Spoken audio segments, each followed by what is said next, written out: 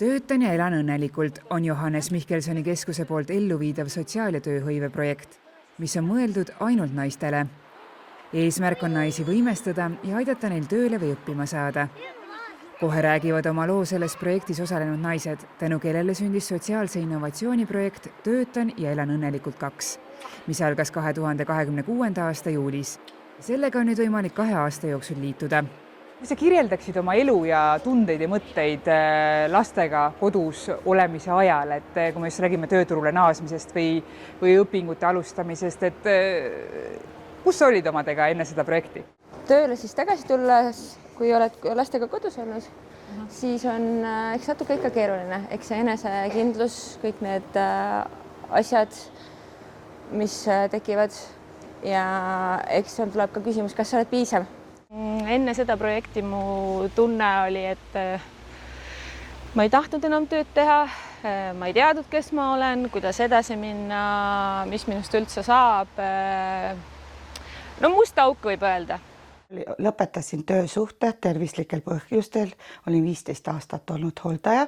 Heideti mulle kodus seda ette, et ma kodus olen pikalt ja tundsin ennast halvasti, kuna mul oli peres väga suured pereelu oli väga katki ja olin olnud ka haiglas. See oli siis lähisuhtevägivald? Jah. Ja selle tõttu olid ka olnud haiglas? Jah. Kindlasti üks põhjus oli, et ma olin läbi põlenud ja teine väga suur põhjus olid minu isiklikud probleemid läbielatuga. 3 aasta jooksul oma ema ja vanaema kaotada, mõlemad väga raske haigusega. Siis enne koolitust olin ma lahutamas, et siis kõik see tekitas selle väga raske olukorra. Minu suurim hirm oligi see vist, et kuidas ja kuhu ma nüüd edasi lähen ja mis ma nüüd tegema hakkan. Kui ollakse mitme lapsega järjest ja pikemaaegselt nagu kodus, siis absoluutselt see mõjutab enese hinnangut.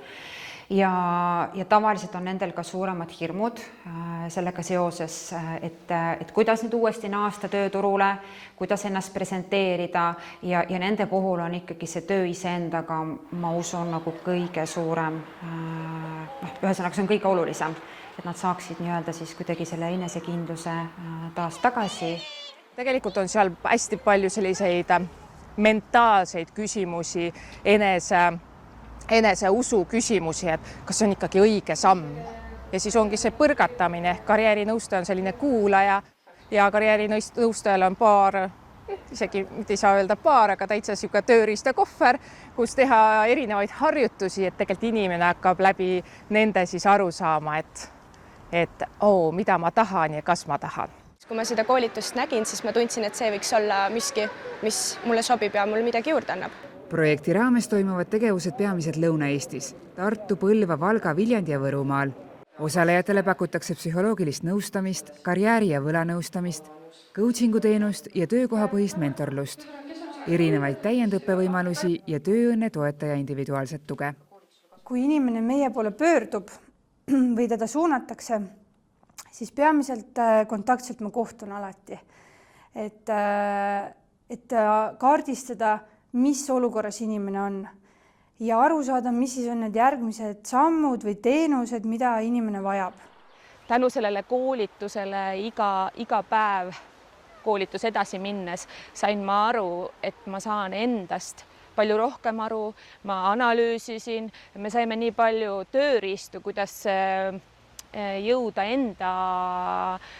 endas arusaamiseni ja muidugi see grupp, mis meil koos oli, et see mängis väga suurt rolli, sest me olime ainult naised ja me kõik saimegi rääkida täpselt nii, nagu me tunneme või meie elu hetkel on, et see õhkkond oli hästi vaba. Ja loomulikult, mida ma ka grupile välja toon igas grupis, et üks asi on nii-öelda koolitajate roll ja panus, küll aga väga suurt rolli mängib grupiprotsess ise ja see üksteise toetamine, üksteise lugude kuulamine, et see on ka see, mis inimesi tegelikult inspireerib ja toetab.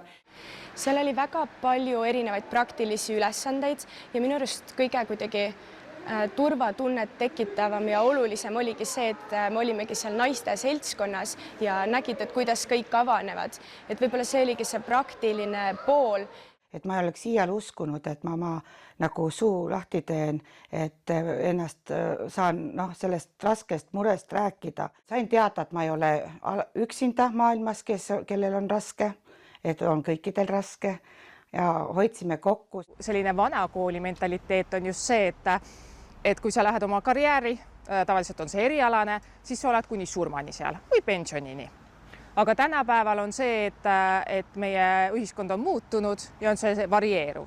Ehk siis veel enam on sellist abi vaja, kus näiteks ma tunnen, et see ikkagi ei ole see valik. Noorena ma tegin seda, see tekitas mulle ambitsiooni, aga mulle tundub, et ma tahaksin midagi enamat. Projektis oli kõik hästi organiseeritud, oli mõeldud inimeste peale ja kui oli vaja, siis tõesti sai ka ära käia, kui oli vaja, sai last kaasa võtta.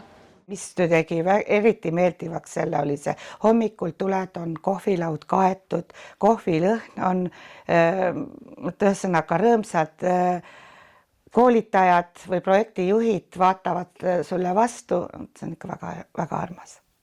Et meie jaoks on väga oluline, et kõik inimesed, kes meie projekti tulevad, siis nad teaksid, et nad on väga oodatud ja hoitud. Mis võimalus annab coaching projektis osalejatele? Ja, et see on siis selline lisatugi nendele naistele, kes soovivad oma delikaatse teemaga edasi minna ja projekti jooksul on olnud väga palju neid naisi, kellel on ideid, mida nad võib-olla grupis ei ole tahtnud jagada ja mida nad on tahtnud siis individuaalsel kohtumisel millega tööd teha.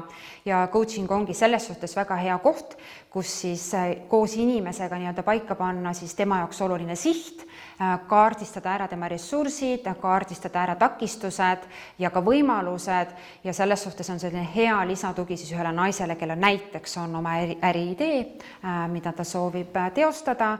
Pärast seda projekti tegin ma oma ettevõtte ja nüüd sügisel tegin veel teise ettevõtte ehk siis sain kinnitust ja sain kinnitust sellele, et mulle meeldib inimestega tegeleda ja nüüd mul ongi ettevõte, mis tegutseb noortega ja teine ettevõte on siis üldse IT-valdkonnas. Sellest projektilt sain ma tööle tegelikult.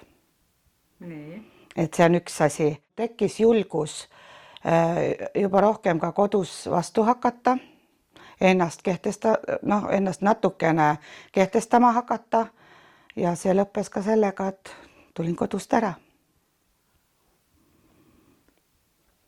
Ja sellega on praegu selles mõttes minu elu korras. Ta andis mulle sellise kindluse juurde, see koolitus ja kuna mul oli segane, siis ta võib-olla andis, et kuhu poole ma võiksin ikkagi püüelda ja minna. Kuidas sa ennast täna tunned? Väga hästi. Et nii nagu ma aasta algusel endale lubasin või endale ütlesin, et kõik see 4-5 aastat, mis oli mu elus väga keeruline, raske, see jääb selja taha. Ma lähen edasi ainult positiivselt, elu õpetab mind, ma lasen elul ennast vedada ja ma usaldan elu. Kellele sa soovitaksid sellises projektis osaleda? Kõikidele, kes tahavad, kes julgevad jagada ennast selles mõttes, et see andis mulle väga suure positiivse nagu laengu. Ma soovitan seda koolitust nendele naistele, kes tunnevadki, et nende elus on justkui midagi puudu, et nad tunnevad, et nende sees on see kirg ja tahe teha, aga nad ongi siis jäänud kuidagi koju istuma või ei tea, mida nad täpselt teha tahavad või on teelahkmel, et ei tea, kuhu poole edasi minna, siis see koolitus on tõesti see, mis aitab selle suuna leida. 1. juulil 2026. aastal algas Johannes Mihkelsoni keskuse sotsiaalse innovatsiooni projekt Töötan ja elan õnnelikult 2, mille eesmärk on toetada tervisest tulenevate takistustega naiste tööle saamist ja tööelus püsimist. Koolitusperiood kestab 2028. aasta suveni. Projektis osalemiseks võtke ühendust Johannes Mihkelsoni keskusega.